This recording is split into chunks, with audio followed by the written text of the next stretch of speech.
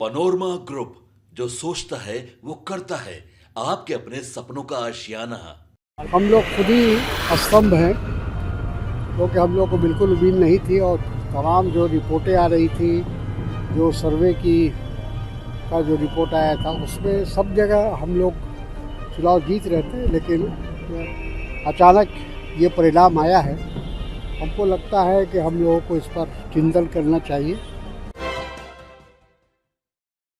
नमस्कार, आप देख रहे हैं सिटी पोस्ट लाइव और मैं हूं आपके साथ प्रभाकर पांडे। जैसा कि आप जानते हैं कि भारत के 2 राज्यों में विधानसभा चुनाव हुई, जिसमें हरियाणा और जम्मू कश्मीर में चुनाव हुई। उसमें हरियाणा में भारतीय जनता पार्टी की जीत हुई। पत्रकार सर्वेक्षण के अनुसार हरियाणा में कांग्रेस जीतने वाली थी, लेकिन तुरंत बाजी पलटी और भारतीय जनता पार्टी की जीत हो गई। तीसरी बार वहां जीत पर कांग्रेस के नेताओं ने आरोप लगाया था कि यहाँ कुछ न कुछ तो गड़बड़ी जरूर हुई है। इस पर कांग्रेस के नेता तारिक अनवर ने बड़ा बयान दिया है। क्या कुछ कहा है, पहले आप ये सुने। है आप लोगों की कश्मीर में, लेकिन हरियाणा में हार हुई है, क्या कहेंगे इस पर? देखिए, हम लोग खुद ही स्तंभ हैं, क्योंकि हम लोग को बिल्कुल उम्मीद नहीं थी और तमाम जो रिपोर्टें आ रही थी, जो सर्वे का जो रिपोर्ट आया था, उसमें सब जगह हम लोग चुनाव जीत रहे थे, लेकिन अचानक ये परिणाम आया है। हमको लगता है कि हम लोगों को इस पर चिंतन करना चाहिए। कांग्रेस पार्टी हाईकमान को इस बात को देखना चाहिए कि कहाँ कमी रह गई, क्या वजह थी जिसकी वजह से हम लोग जीती हुई बाजी हार गए। हरियाणा के जो रिजल्ट है उस पर कांग्रेस भी कह रही कि ईवीएम में स्लो हुआ, बीजेपी कह रही है कि जहां आप लोग हारते हैं वहां सवाल खड़े कर देते हैं। देखिए, ईवीएम का जहाँ तक सवाल है, ये कई सालों से लगातार इस ईवीएम के खिलाफ लोग कह रहे हैं और बता रहे हैं कि इसमें गड़बड़ी है।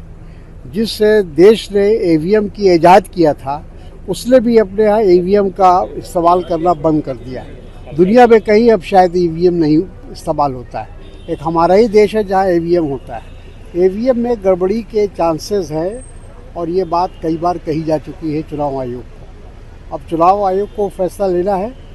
अमेरिका जैसा देश, इंग्लैंड जैसा देश, जो बहुत विकसित राज्य माने जाते हैं, देश माने जाते हैं, वहाँ भी ईवीएम का इस्तेमाल नहीं होता। तो ये जो कांग्रेस पार्टी ने इल्ज़ाम लगाया है, आरोप लगाया, वो जांच का विषय है। प्रधानमंत्री नरेंद्र मोदी कह रहे हैं कि कांग्रेस जो है सनातन परंपरा का दमन कर रही है, इसको कैसे देख रहे हैं? ये सब झूठ है और ये सब प्रधानमंत्री अपने राजनीतिक लाभ के लिए इस तरह का आरोप लगाते हैं और कोई सनातन धर्म को नुकसान नहीं कर सकता है। हज़ारों साल से सनातन धर्म इस धरती पर है, भारत में है और दुनिया में है। उसको कोई समाप्त नहीं कर सकता है। प्रधानमंत्री ने ये भी कहा है कि ये जो जनादेश दिया गया है वो साफ दर्शाता है कि जो विदेशों में जाकर भारत की नीति को खिलाफ में बोलते हैं, इशारा राहुल गांधी पर था। ये सब बेकार सी बात है और फजूल बात है। देखिए, वो अपोजिशन लीडर की हैसियत से विदेश गए थे। अगर वहाँ उनसे कुछ सवाल किया जाएगा तो वो उसका जवाब देंगे। राहुल गांधी भी ये खासियत है कि वो प्रेस का सामना करने को हमेशा तैयार रहते हैं। हमारे प्रधानमंत्री 11 साल अब होने को है, देश के प्रधानमंत्री है, न विदेश में न देश में आज तक उन्होंने कोई प्रेस कॉन्फ्रेंस नहीं किया है।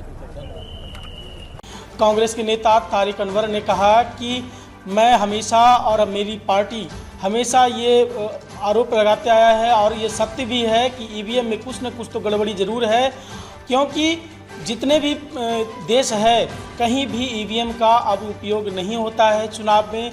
सिर्फ भारत ही एकलौता देश है जहां ईवीएम का उपयोग किया जाता है चुनाव में। लेकिन ईवीएम में कुछ न कुछ तो ज़रूर गड़बड़ियां हैं, जिसके कारण ये सब बातें सामने आ रही है। इस तरह का बयान देते नजर आए। ईवीएम पर सवाल उठा दिया है तारिक अनवर ने।